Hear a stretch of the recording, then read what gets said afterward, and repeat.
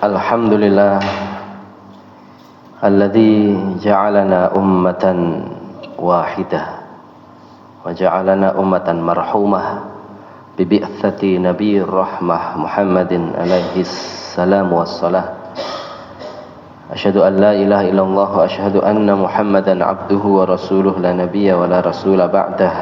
Amma ba'du.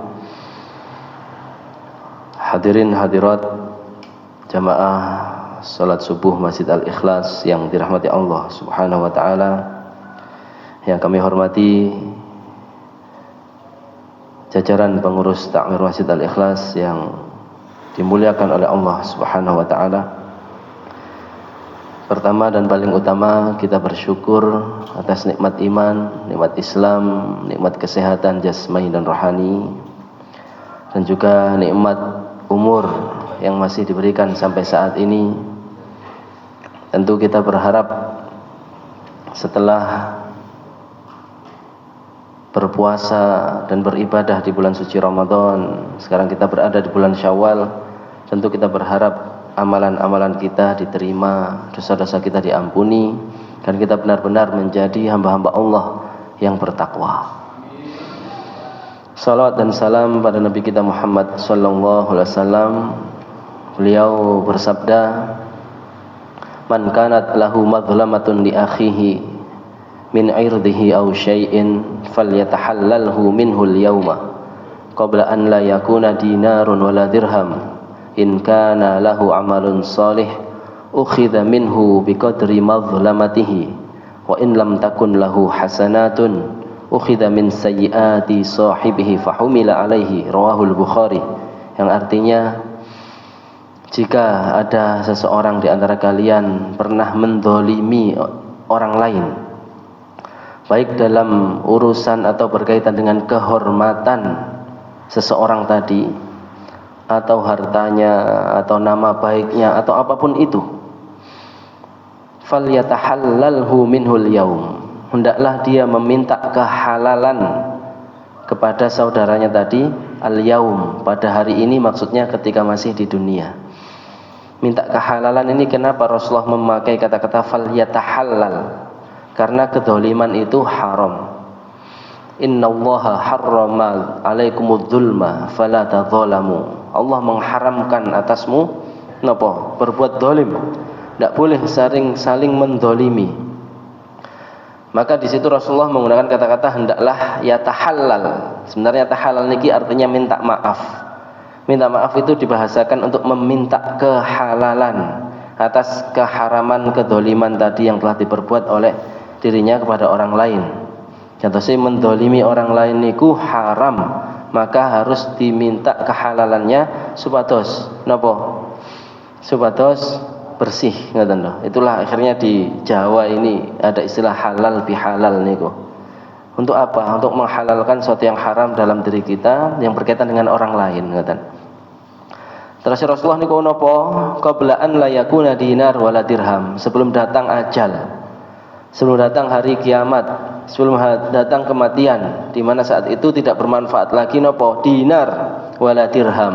Emas, perak, uang, rekening dan lain sebagainya sudah tidak manfaat, sudah tidak berlaku, menjadi milik ahli warisnya.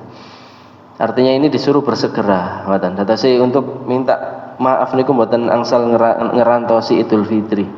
Sewaktu-waktu kalau ada kezaliman yang kita lakukan berkaitan dengan orang lain, nyuwun ngapura, ngoten. Kenapa alasannya Rasulullah meneruskan in kana lahu amalun shalih? Karena nanti di akhirat, jika orang yang zalim ini belum sempat minta maaf, belum sempat nyuwun ngapura, in kana lahu amalun shalih, kalau dia punya amal soleh, artinya pahala nggih. Ukhidha minhu, dipundhut pahalane dari orang ini. Biqadri madlamatihi, sesuai dengan jumlah kedzaliman yang dia perbuat. Kalau yang didolimi satu RT diambil pahalanya, dikasih orang satu RT. Kalau yang didolimi satu kabupaten, satu provinsi, satu negara, yaitulah amal solehnya dibagi-bagi, pahalanya diberikan pada orang yang didolimi. Biqadri madlamatihi, sesuai takaran jumlah sebesar apa kedolimannya. Wa in lam takun lahu hasanatun, tapi kalau tidak punya pahala atau punya pahala tapi habis untuk menebus tadi, ngoten nggih. Ukhidha min sayyiati sahibihi, dosa orang yang didolimi dipundut.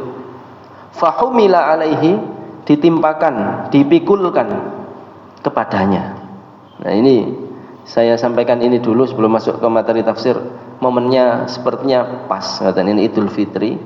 Kenapa kita bermaaf-maafan? Karena memang tidak mungkin di antara satu dengan yang lainnya tidak ada kesalahan. Kata saya kula nggih teng mriki menyampaikan mohon maaf lahir dan batin menawi ada sesuatu yang salah khilaf baik yang disengaja maupun tidak sengaja. Ngoten nggih Bapak Ibu.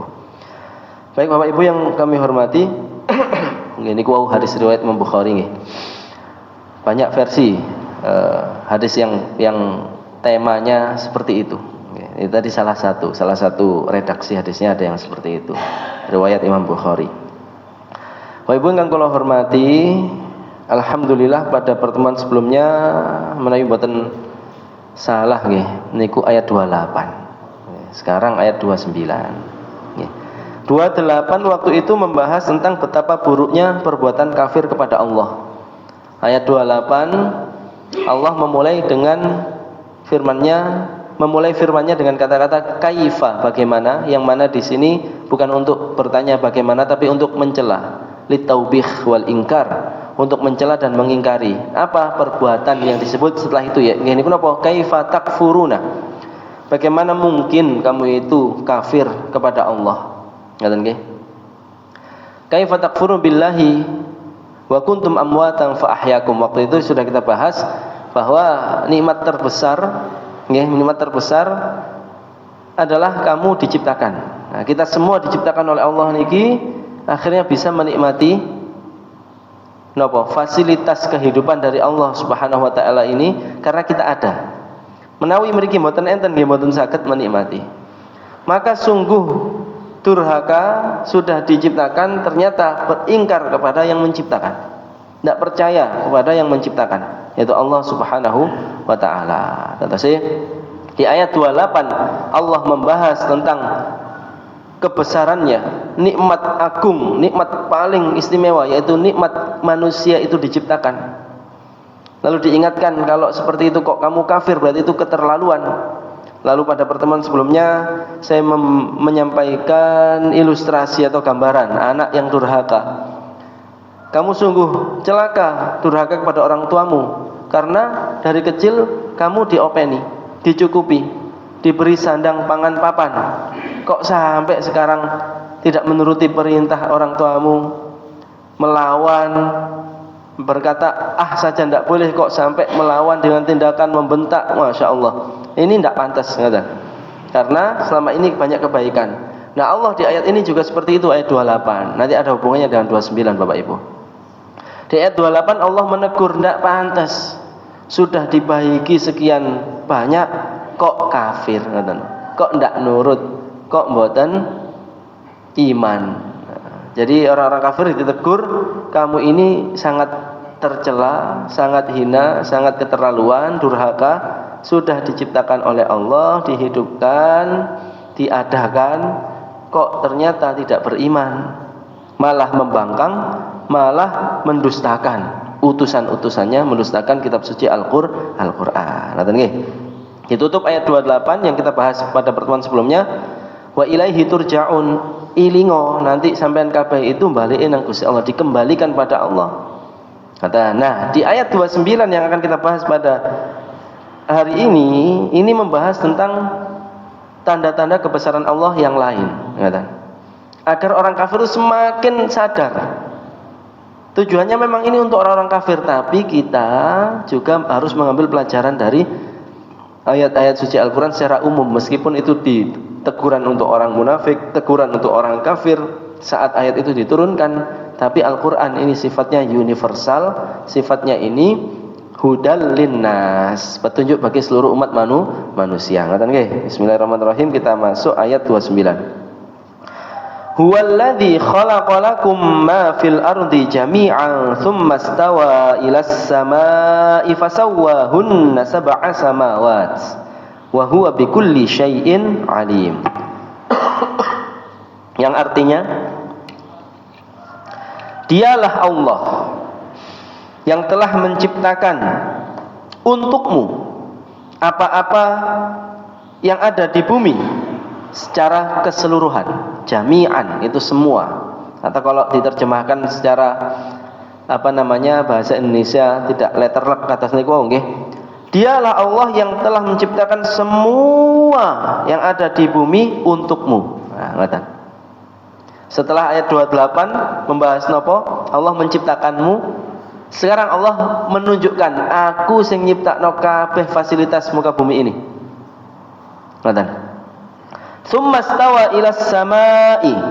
Kemudian Allah istawa. Istawa niku diterjemahkan kalau dalam bahasa Indonesia menuju ilas sama, ke arah langit.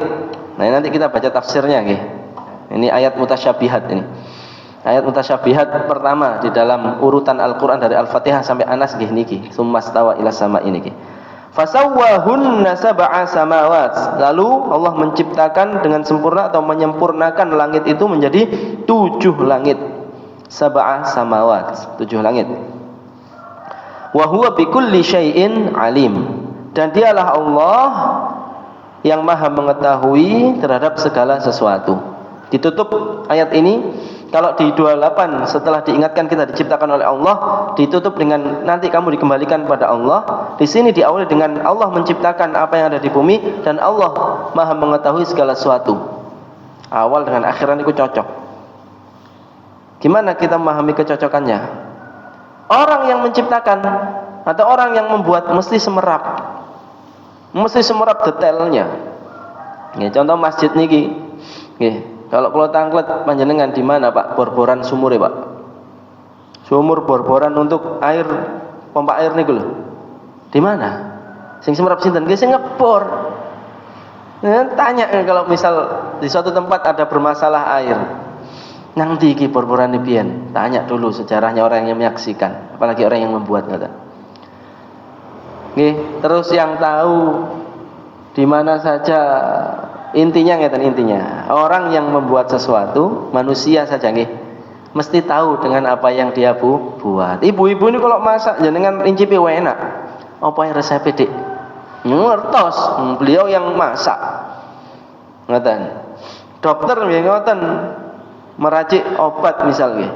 Napa mawon niki kok atau Napa mawon resepe? Ini obatnya apa saja, lebih tahu dibandingkan orang yang tidak membuatnya. Ngoten nggih? Jelas nggih? Maka ini ayat 29 ini mengajarkan kepada kita tentang keagungan dan tanda-tanda kebesaran Allah. Setelah disebutkan kebesaran Allah yang pertama menciptakan kita, ini menciptakan fasilitas untuk kita hidup di dunia. Kita masuk ke tafsirnya. Huwallazi khalaqalakum ma fil ardi jami'ah. Ay khalaqalakumul arda wa ma fiha litantafi'u bi kulli ma fiha wa ta'tabiru bi anna Allaha huwal khaliq ar-raziq. Dialah Allah yang menciptakan. Nggih. Nah, menciptakan niki, menciptakannya Allah dengan menciptakannya manusia niku berbeda. Terkadang kata-kata menciptakan niku juga digunakan oleh manusia. Siapa sing pertama kali nyiptakno pesawat terbang? Oh, iki. Siapa dulu yang menciptakan napa? Wis kados ngoten nggih intine nggih. Jadi kata-kata menciptakan itu sering digunakan juga. Pencipta lagu ini ngoten. Siapa penciptae? Ngoten nggih, terus nggih. Apa perbedaannya? Kalau manusia menciptakan sesuatu niku dari sesuatu yang sudah ada dirubah menjadi sesuatu yang ada lainnya. Ngoten lho. Aku iki sing nemokno, sing nyiptakno minuman sakniki niku ada banyak sekali minuman napa yang dulu ndak ada sekarang ada. Kalau sinom kan pun dangu enten nggih. Kalau misal telang niku bunga telang. Oh sing nyiptakno pertama kali ku Pak iki. Dulu nggak ada minuman telang, itu dia meneliti gini-gini, akhirnya ada sekarang minuman bunga telang. Bunga telangnya lo pun enten. Dia hanya meneliti ada kandungan ini, dibuatlah minuman. Akhirnya dia mengatakan yang menciptakan. Nah, beda kalau sama Allah niku minal adam ilal wujud. Dari sesuatu yang tidak ada diciptakan oleh Allah jadi ada. Jadi di sini Allah menegaskan dialah Allah yang menciptakan apa-apa yang ada di muka bumi ini, semua termasuk bumi itu sendiri. Dulu tidak ada, diciptakan oleh Allah jadi ada. Itu maksud dari penciptaan Allah.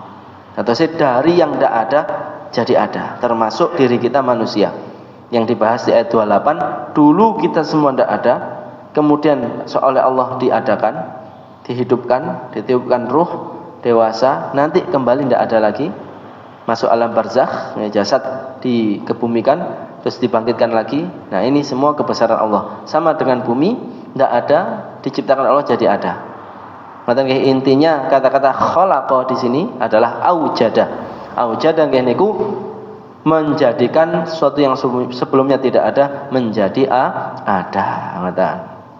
Termasuk kenapa keseharian kita tiba-tiba dari biji tiba-tiba bisa hidup, bisa tumbuh, bisa berbuah, itu semua Allah Subhanahu wa taala. Ma fil ardi jami'ah. Ma fiha. Al-ardo wa ma fiha. Allah menciptakan bumi, dulu tidak ada, terus ada, wa ma fiha, dan apapun yang ada di muka bumi ini. Tanpa terkecuali, berarti semua ini adalah ciptaan Allah Subhanahu wa taala. Nah, di sini ada kata-kata lakum. Ini menarik. Lakum itu Bapak Ibu, kalau dalam bahasa Arab, huruf lam niku dikenal dengan lamut tamlik. Lamut tamlik niku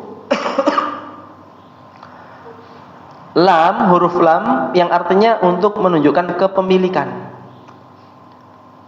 Allah menciptakan semua yang ada di muka bumi ini milikmu, untukmu, untukmu. Akhirnya ada yang mentafsirkan dengan tafsir yang salah. Berarti iki kabeh ya kayak gini bareng-bareng. Jadi ada yang mentafsirkan yang tidak benar itu, ini lakum. Dalam bahasa Arab memang lakum itu milikmu. Cuman tafsiran yang lebih tepat adalah litan tafi'u. Bukan untuk kepemilikan bareng-bareng, tapi untuk dimanfaatkan bareng-bareng. Tapi kepemilikan itu tetap sesuai siapa yang memilikinya. Ada akad jual beli, ada akad hibah, pemberian. Misal, tanah ini dulu miliknya Pak ini, sudah dihibahkan, sudah diwakafkan menjadi milik umat Islam. Ini dulu punyanya Pak ini, kemudian dibeli sama Bapak ini, jadi milik Bapak ini. Nah, kalau kepemilikan sesuai dengan syariat yang ada di dalam agama Islam, tidak boleh kepemilikan itu dengan paksaan, dengan merampok, mencuri, tidak boleh. Harus antarodin minkum, harus ada keridhaan. Keridhaan itu bisa dengan jual beli, beri memberi. Nah, lakum di sini untukmu, maksudnya adalah litan tafi'u bikulli ma fiha, agar engkau memanfaatkan semua yang ada di muka bumi ini. Nah, di sini juga ada orang yang salah menafsirkan. Berarti semua boleh dimanfaatkan. Ya tidak bisa.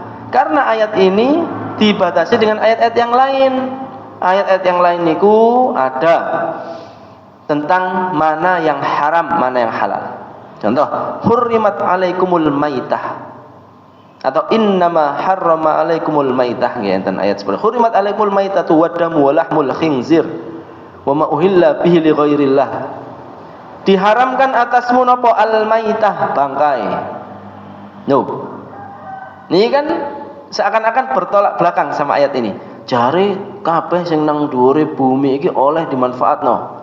Lah apa dibatas-batasi? Nah, itu peraturan Allah yang menciptakan, Allah yang tahu mana yang bermanfaat, mana yang berbahaya untuk kita. Kita manut maun sama aturan Islam niku. Jangan sampai salah menafsirkan seperti orang-orang yang salah menafsirkan ayat ini, akhirnya apa-apa boleh. Malah menapa ngeten. Gimana sih Allah itu? Di ayat ini berfirman semua disuruh manfaatkan. Lalu kenapa babi enggak boleh dimanfaatkan? Karena Allah lah yang tahu, Allah yang menciptakan babi. Di dalam tubuh babi itu banyak penyakit. Babi juga hewan yang kotor, jorok. Ngoten nggih? Maka kita tidak bisa menjadikan ayat ini sebagai alasan berarti kabeh oleh dimanfaatno. Khomer berarti oleh dimanfaatno. Apalagi ganja berarti boleh dimanfaatno. Ini kan ciptaan Allah juga. Alasannya ngaten. Nah, itulah pentingnya perkembangan ilmu pengetahuan, adanya ilmu kedokteran, ilmu kesehatan, mana yang boleh, mana tidak boleh. Kita juga tidak boleh menjadikan ayat ini sebagai alasan melawan dokter. Misal dokter ngaten, jenengan mulai sakniki mboten angsal mak niki. Loh, sampean ini gimana Pak Dokter? Jangan melawan ayatnya Allah ini. Kata Allah, semua yang ada di muka bumi Allah yang menciptakan. Lakum litantafi'u bima fiha, bikulli ma fiha. Di dalam tafsirnya itu kemarin saya dengar loh Pak Dokter, untuk memanfaatkan semua. Salah satu pemanfaatan yang paling utama ya di ma'am, kok jenengan melarang ma'am. Nah, ini enggak boleh juga. Itu bukan berarti dokter itu mengharamkan yang halal, tapi melihat mana kemaslahatan untuk kesehatan. Ngaten lho. Tetapi Allah ini memang menegaskan di sini semua yang ada di muka bumi adalah ciptaan Allah. Dan itu untukmu, artinya untuk kamu manfaatkan. Nah, berarti pemanfaatannya ini ya harus dengan ilmu pengetahuan. Tidak boleh sembarangan. Berdasarkan ayat ini semua berarti oleh manfaat no. Tapi ini juga luar biasa. Sekarang kita banyak penemuan-penemuan dari ciptaan Allah. Kok kayak riyen ya napa kok saged semrap daun salam iku iso gawe nyedepno masakan. Jahe, kunir, kunyit. Sak wetenge loro. Mak menapa? Temulawak ta napa ngoten nggih. Kok bisa ada sinom? Itu semua karena Allah yang menciptakan bahan bakunya. Manusia diperintahkan oleh Allah untuk memanfaatkannya, akhirnya diteliti, dititeni. Oh iki tibake, jahe ku tibake ngene rasane. Oh berarti dibuat untuk menghangatkan badan dan lain sebagainya. Ngoten nggih.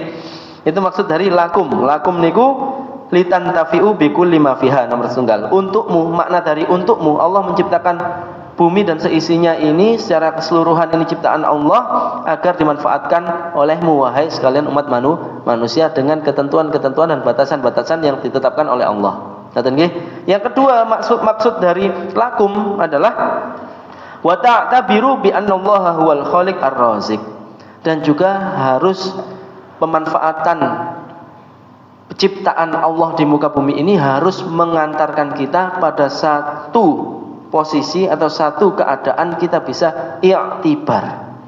I'tibar niku artinya mengambil pelajaran, mengambil hikmah, mengambil suatu yang bisa membuat hati kita ini kagum, takjub dan mengagungkan Allah Subhanahu wa taala. Dialah Allah yang Maha menciptakan dan Maha memberi rezeki. Ngaten ketika kita ngrasakno lombok pedes, terus pinggirnya tomat kok seger, pinggirnya malih kacang kok nggih gurih, kecap kok yo legi, gula kok legi. Padahal ini dari tanah yang sama. Nanduri lho padha lemai. Kok sing iki warnane apa? Warnane kuning. Terus ini kok biji pepaya kok bisa seperti itu? Bijinya banyak di dalamnya. Semangka kok nggih hikmah Allah itu lho semangka niku lho. Kok nggih mboten wite gede kaya pelem. Cobi. Kita kan harus ngambil ibrah itu. Seandainya semangka itu pohonnya seperti mangga, rotoh ketimpan sirah nggih. Wah, sakit, Pak. Bisa gliyeng langsung niku. Dibuatlah pohonnya, tumbuhannya di atas tanah. Pohon-pohon yang buahnya kecil-kecil ini, tinggi-tinggi, jambu, mangga, kelengkeng. Loh kok duren ngoten? Duren tempatnya di daerah nopo? Yang dingin-dingin, jarang umat manusia tinggal di sana. Itu pun kadang jatuhnya itu malam hari, buk ngoten nggih. Lho. Duren dibuka kok yo lembut gitu, padahal jabone medeni. Nah, ini kan kita harus mengambil ibrah. Mengambil ibrah itu di sini wa ta'tabiru, harus mengambil pelajaran dan hikmah yang mana mengantarkan kita kepada mengagungkan Allah dan takjub dan kagum kepada Allah SWT sebagai pencipta. Lah ya kok ngene modele. Lah ya kok diciptakan ngene, khasiatnya ada ini. Ini khasiatnya bisa untuk ini, bisa untuk ya Allah subhanallah, masya Allah. Kok nggih saged nyiptakno kecap, kok nggih saged nyiptakno mriki manusia damel saos, damel sambel, damel nopo, sego goreng. Ini dari ciptaan Allah semua nggih, bawang, berambang, lombok dan sebagainya niku. Ini harus mengantarkan kita kepada jiwa yang semakin hari semakin kagum dengan Allah. Tatsim ibu-ibu menawi masak niku kalih zikir niku. Ya Allah, ngiris berambang lho kok iso pedes sampai meripat ya Allah niki Gusti Allah, masya Allah, hanya sekelas berambang kok bisa bermanfaat untuk manusia. Masa aku kalah mbek berambang, gak manfaat kanggo wong liya, ngoten nggih. Kemudian summa stawa ila sama. Summa niku kemudian yang mana menunjukkan adanya jeda. Jadi yang ciptakan pertama kali niku bumi dan seisinya. Setelah selesai penciptaan bumi dan seisinya, barulah Allah menciptakan langit. Ngoten nggih. Nah, langit ini dengan summa stawa ila sama, kemudian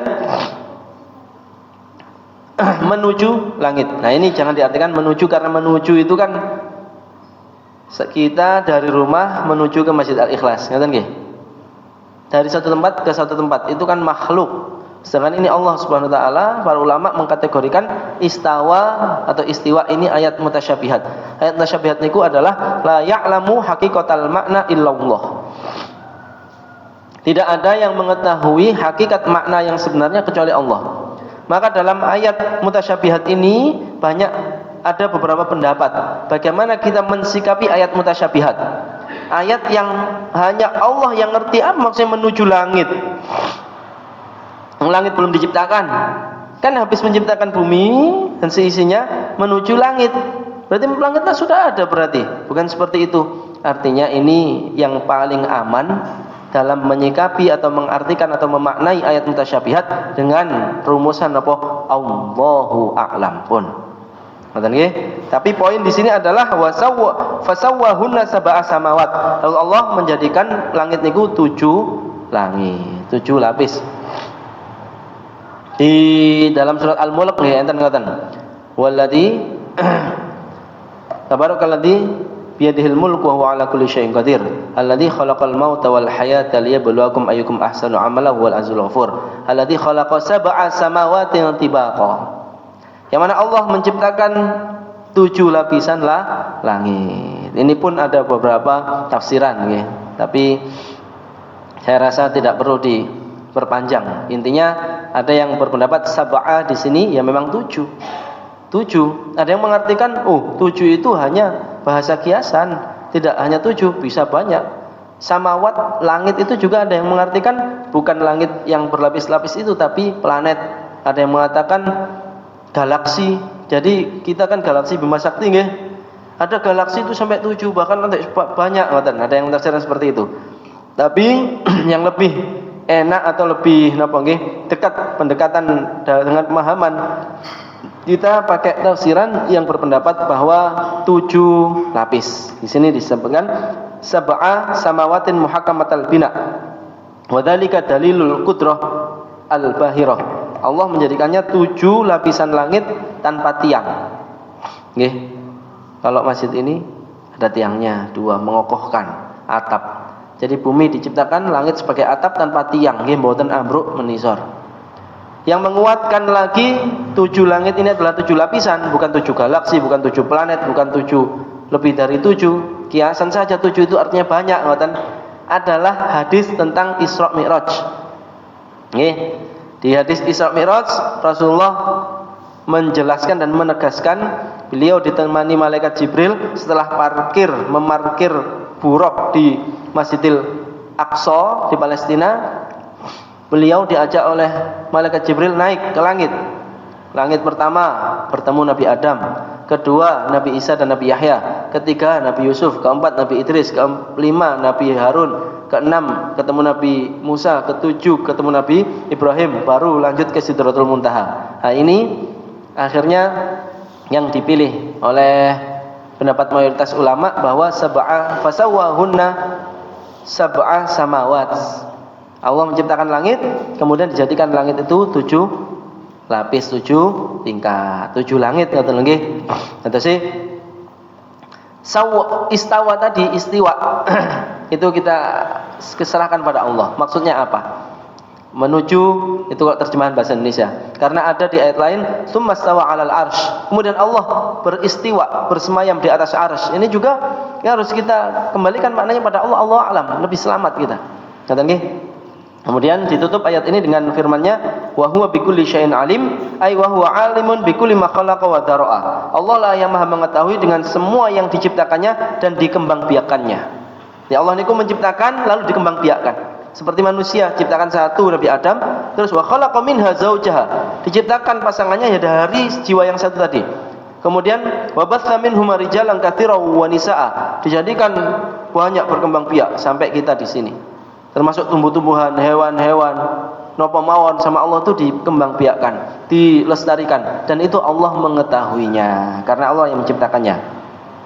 Kemudian di sini afala ta'tabiruna bi annal qadir ala khalqi dzalik wa hiya a'dzam minkum qadir ala i'adatikum bala innahu ala kulli syai'in qadir. Nah niki teguran bagi kita secara umum, secara khusus untuk orang kafir. Napa?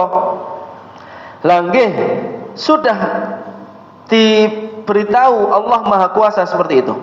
Allah menciptakan bumi dan seisinya, langit 7 lapis. Itu Allah mampu dan mudah bagi Allah. Dan itu lebih besar daripada menciptakanmu wahai manusia yang kecil. Apakah kamu tidak yakin dengan keagungan Allah yang begitu besar ini menciptakan itu semua, bumi, langit dan seisinya?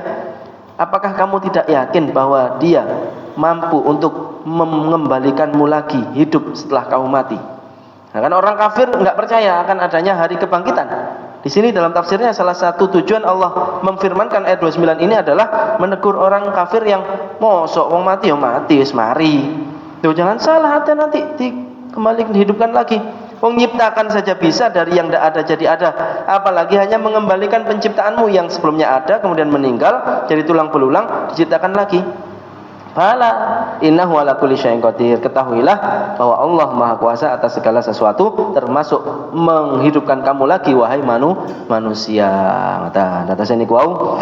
Napa di antara tujuan ayat ini difirmankan menegur umat orang-orang kafir secara khusus dan umat manusia secara umum agar kita iling-iling, kata iling-iling bahwa kita dulu tidak ada lalu ada, bumi ini dulu tidak ada lalu diadakan, kita disuruh memanfaatkannya, tapi jangan sampai memanfaatkan apapun yang ada di muka bumi ini tidak mengantarkan kita kepada jiwa dan iman yang semakin kuat atas kebesaran dan keagungan Allah Subhanahu wa taala.